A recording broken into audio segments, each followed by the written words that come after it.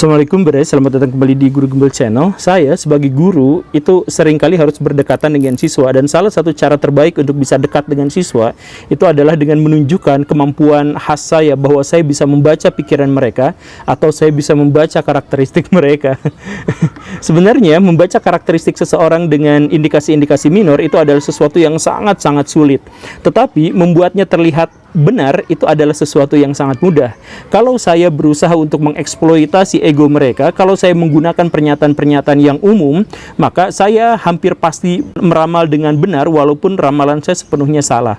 Inilah yang biasa digunakan oleh orang-orang yang suka bikin zodiak di tabloid-tabloid dan sebagainya. Mereka cukup dengan wawasan sederhana terkait hal itu dan mereka bisa dapat jutaan rupiah dari situ, hidup dengan cara menebar hoaks. Tapi ya gak apa-apa, jalan hidup setiap orang kan berbeda-beda. Tapi inilah yang kemudian disebut sebagai efek Barnum. Nah, di sini kita akan jelaskan bahwa ada efek lain selain efek Barnum yang juga terkait dengan ego manusia, yaitu Dunning-Kruger effect. Apa itu? Salah identifikasi. Jadi seseorang yang menganggap dirinya itu hebat, kuat, lebih dari yang lain dan sebagainya, padahal kenyataannya adalah tidak seperti itu. Atau pada kenyataannya orang tidak pernah mengakui bahwa dirinya seperti itu.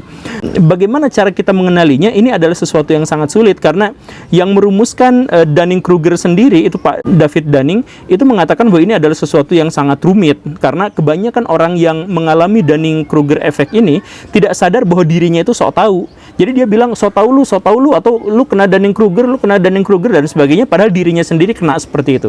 Nah, biar praktis, biar kita tahu dan biar kita bisa mengambil pelajarannya, maka di episode ini kita akan jelaskan efek Dunning-Kruger berdasarkan kriteria-kriteria yang sangat praktis dan mudah dikenali, yaitu dengan cara mengetahui kata-kata apa atau kalimat apa yang sering diungkapkan oleh orang-orang yang mengalami Dunning-Kruger effect.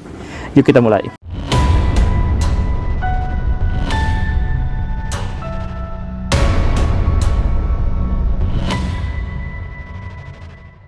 Kata-kata yang sering kali diungkapkan oleh orang yang mengalami Dunning-Kruger effect itu adalah sok tahu lu. Sok tahu lu. Nah, kenapa seperti itu? Karena begini Baraya, kata-kata sok tahu lu itu sebenarnya adalah pernyataan defensif ketika kita melihat bahwa ada orang yang tidak kita sukai ternyata mengajukan sebuah argumentasi atau dengan sebuah percakapan yang dia nampak superior dengan itu. Jadi ketika sedang berbicara kok dia masuk akal, meyakinkan dan sebagainya, tetapi dia itu kita nggak suka, maka kita sebut sok tahu lu gitu. Kenapa seperti itu? Itu untuk menyelamatkan harga diri kita, bahwa apa yang dia ketahui sebenarnya tidak benar-benar dia ketahui, dia hanya sok tahu. Pernyataannya seperti itu. David Dunning yang bikin Dunning-Kruger effect ini mengatakan bahwa orang-orang yang sering mengatakan sok tahu lu itu adalah orang-orang yang hidup di antara orang-orang yang menjunjung tinggi ilmu pengetahuan. Jadi ketika ada orang yang dianggap memiliki ilmu pengetahuan dan kemudian dia keren banget dilihat oleh masyarakat, orang yang memiliki Dunning-Kruger effect itu bodoh, tetapi dia pengen terlihat pintar. Makanya gimana caranya untuk menyelamatkan harga dirinya? Dengan menunjukkan bahwa sok tahu lu, bahwa dia itu sebenarnya orang yang tidak tahu. Saya yang lebih tahu, tetapi saya susah mengungkapkannya, sedangkan dia tidak tahu apa-apa, tapi dia berhasil mengungkapkannya.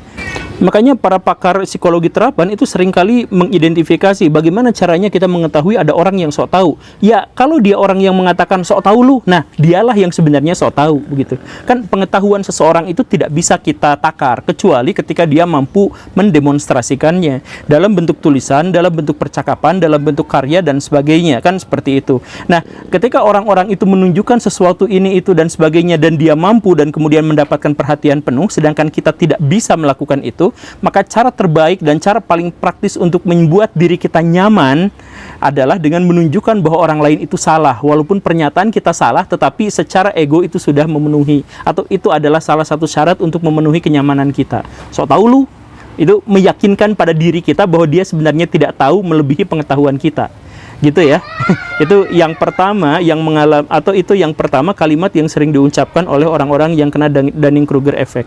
Kemudian yang kedua itu adalah orang-orang yang sering mengatakan belajar lagi sana.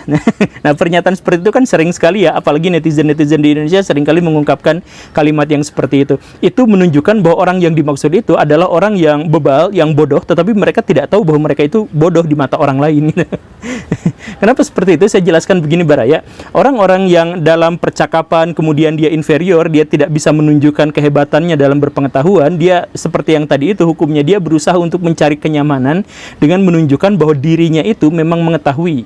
Dan bagaimana caranya? Dengan cara yang paling praktis adalah dengan menunjukkan bahwa dirinya itu sudah belajar dan orang lain belum belajar. Makanya belajar dulu sana, atau dia mengeluarkan kalimat-kalimat yang intimidatif, kalimat-kalimat yang menunjukkan bahwa dirinya itu lebih baik. Misalkan ilmu kamu masih cetek, atau kamu mah gak tahu esensi aslinya dari pernyataan ini tuh gak ini. Jadi kamu tuh belajar kitabnya itu mah kamu gak bisa menafsirkan sampai sedalam itu, kamu mah gak ada apa-apanya. Nah, pernyataan-pernyataan yang berusaha untuk intimidasi seperti itu adalah pernyataan dari orang-orang yang merasa dirinya hebat padahal orang lain tidak menganggap dirinya hebat. Seperti itu. Kalau kita misalkan melihat profesor-profesor atau tokoh-tokoh terkemuka yang memang memiliki pengetahuan-pengetahuan mendalam dan mendasar tentang satu bidang tertentu, dia tidak pernah mengatakan yang seperti itu. Dia seringnya mengatakan bahwa oke, saya akan pelajari lagi. Seringnya gitu kan. Nah, itu orang pinter. Kalau orang bodoh, belajar lagi sana. Beda banget ya. Kenapa seperti itu? Saya jelaskan kronologi kenapa kata-kata itu muncul ya. Pertama, orang-orang yang mengatakan belajar lagi salah itu biasanya adalah orang yang hidup dalam tekanan pendidikan tertentu. Jadi dia masuk pada lembaga pendidikan yang salah, misalkan sekolah yang salah atau pesantren yang salah atau ya yang semacam itu, yang salah-salah itu, tempat di mana guru dan murid itu memiliki peran yang bertolakan. Guru memberikan ilmu pengetahuan dan murid menerima ilmu pengetahuan tergantung pada gurunya. Biasanya yang seperti itu, yang searah seperti itu. Nah, di lingkungan yang seperti itu, guru akan sering mengatakan, kamu belajar dulu yang rajin, kamu belajar dulu sana, kamu belajar ini itu dulu ya, bla bla bla, seperti itu. Nah, karena mekanisme belajarnya itu adalah searah, maka itu akan memunculkan semangat imitasi dari murid kepada gurunya. Jadi siswa itu akan ngikutin kata-kata gurunya, pelajaran gurunya, bahkan mimik dan gestur tubuhnya, itu diikuti oleh si murid-murid itu dari sistem pendidikan yang salah. Karena itu ketika si guru sering mengatakan belajar dululah sana gitu, maka si murid itu akan mencoba menirunya dengan mengatakan itu kepada orang lain, belajar dulu sana gitu. Padahal dari situ ketahuan bahwa dia itu adalah orang yang kurang berpengetahuan dan dia telah terjebak pada sistem pendidikan yang salah. Disitulah Dunning-Kruger effect itu menjadi sangat berbahaya, karena bukan hanya membuat orang lain itu tidak tahu, tetapi membuat bahwa orang lain itu tidak tahu bahwa dirinya tidak tahu. Kemudian ciri lain dari orang-orang yang mengalami Dunning-Kruger effect itu adalah orang yang sering kali mengajukan ad hominem. Ad hominem itu adalah orang yang kalau berdebat atau kalau berdiskusi, dia nggak bisa ngomong apa-apa, nggak bisa secara argumentatif menyampaikan sesuatu, tetapi kemudian dia menyerang kondisi fisik atau kondisi seseorang. Jadi misalkan ketika berdebat, ya ada lu mah Cina, lu Cina tuh kan mata duitan, nah kayak gitu kan, itu ad hominem. Atau misalkan, ya lu kan nggak tahu apa-apa, lu dilahirkannya dari orang pinggiran kayak gini, bapak lu tuh bukan siapa-siapa, cuman orang miskin yang ya semacam itu. Jadi perdebatan itu bukan diarahkan pada ranah apa yang diketahui, tetapi pada latar belakang seseorang atau pada kondisi fisik seseorang dan sebagainya. Nah ini sesuatu yang agak memilukan dan memalukan, karena misalkan saya mohon maaf ya, di Cokro TV itu kan orang-orangnya terpelajar, orangnya hebat-hebat. Banyak di antara mereka yang saya kagumi, walaupun seringkali saya kontra dengan mereka, tapi sebagai manusia, sebagai akademisi, sebagai seorang intelektual, banyak di antara mereka yang saya sukai pendapatnya gitu ya. Tetapi ada di Cokro TV itu satu orang yang ketika dia berbicara, menyindir, itu dia itu mengomentari atau memparodikan orang-orang yang ngondek, yang gitu, itu diparodikan. Jadi fisik orang itu ditertawakan gitu. Jadi ya kalau mau berdiskusi, diskusi tentang pemikirannya, bukan fisik orang dilucu-lucukan kayak seperti itu. Itu kan bodoran level paling rendah gitu, paling receh. Jadi kalau Barai misalkan nonton OVJ gitu, OVJ itu kan mengeksploitasi orang sial gitu, orang gagap ditertawakan, orang pincang ditertawakan, orang budek ditertawakan, terus jatuh kena itu ketawa gitu kan. Nah itu kan sebenarnya level bercandaan yang paling rendah gitu. Nah tetapi OVJ itu setidaknya lebih baik, karena yang menjadi objek bahan tertawaan itu artisnya sendiri. Si orangnya itu mencoba untuk ditertawakan sama orang lain. Ini mentertawakan orang lain, tetapi dengan ad hominem, dengan kondisi fisik yang kemayu gitu ya, atau yang pincang atau yang semacam ini. Nah ini kan sebenarnya sesuatu yang, dan itu dijadikan bahan lelucon politik. Ini kan sebenarnya sangat tidak berkelas. Ini orangnya, saya pikir sih, bukan hanya tidak bermoral, tetapi juga memiliki kadar intelektualitas yang sangat rendah. Ya saya mohon maaf, tapi ya kalau dia dengan cara seperti itu menghina fisik orang lain, menghina pembawaan orang lain, itu kan masalah-masalah ilahiyah. Baraya nggak bisa protes terhadap masalah ilahiyah itu. Kalau ada seseorang yang dilahirkan dengan hormon tertentu, kemudian Baraya ngomongin, bencong lu, itu kan nggak bermoral, nggak berkelas. Itu urusan dirinya dengan Tuhan. Itu ciptaan Tuhan secara langsung. Kecuali kalau ada orang yang memiliki kecacatan dan itu adalah gara-gara urusan dirinya sendiri. Kan seperti itu beda lagi. Itu pilihan dirinya sendiri, ya beda lagi. Dan lucunya itu masuk Cokro TV. Kemudian indikasi yang berikutnya tentang orang yang mengalami Dunning-Kruger effect itu adalah dia seringkali mengungkapkan kata yang kurang lebih seperti iri, bilang bos, yang seperti itu ya. Atau bahasa saya waktu kecil tuh, hayang turutan, bung cicing, yang semacam itu ya. Istilah-istilah itu dengan berbagai variannya itu menunjukkan bahwa orang yang dimaksud itu sok tahu luar biasa, atau sok hebat luar biasa, atau Dunning-Kruger effect. Kenapa seperti itu? Kita mulai dari penjelasan yang paling sederhana, paling dasar. Kita mulai dari definisi. Apa yang dimaksud dengan iri?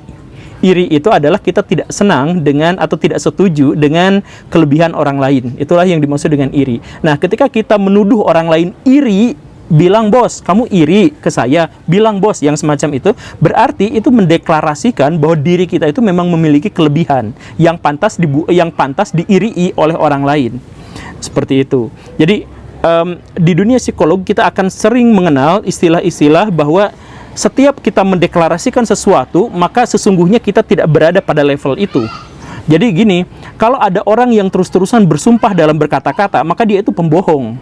Karena ketika dia mendeklarasikan saya bersumpah, maka dia itu seringkali tidak dipercaya oleh orang lain karena bohong. Karena itu dia sering bersumpah. Seperti itu. Atau kalau ada orang yang kurang mendapatkan pengakuan, dia akan sering cerita tentang dirinya sendiri, ngobrol sama tetangga, ide aku mah gini, itu kerjaan aku mah gini.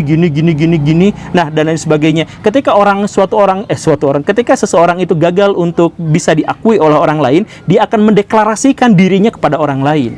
Atau ketika orang yang tidak diperhatikan sejak kecil, dia akan mencoba mencari perhatian. Ketika ada orang yang bersenang-senang dalam kehidupannya, pada aslinya dia adalah orang yang tidak senang. Kan seperti itu rumusan sederhananya ya. Nah, jadi ketika ada orang yang mendeklarasikan dirinya memiliki kelebihan sampai wajar ketika diirii oleh orang lain, maka sebenarnya dia memang tidak mendapatkan pengakuan, atau sebenarnya dia memang tidak mendapatkan kelebihan dari pihak lain, atau kelebihannya itu tidak diakui oleh pihak lain. Begitu. Nah, jadi kalau ada orang yang bilang iri, bilang bos. Ya, saya yakinkan bahwa pernyataan itu tidak mungkin disampaikan oleh orang-orang yang sudah sangat-sangat sukses. Karena itu hanya pernyataan dari orang-orang yang bodoh, atau yang kurang, atau yang semacam itu, yang berusaha untuk mencari pengakuan. Begitu ya. Tapi itu mah maksudnya untuk hal-hal yang lumrah dalam masyarakat. Kalau buat meme, kalau buat celotehan, buat bodor-bodoran yang banyak sekarang, ya nggak jadi masalah itu mah. Oke, berarti itu saja ya. Semoga bermanfaat dan semoga ini buat introspeksi diri. Kereta sudah lewat. Terima kasih karena sudah menyimak. Saya Guru Gembul. Assalamualaikum warahmatullahi wabarakatuh.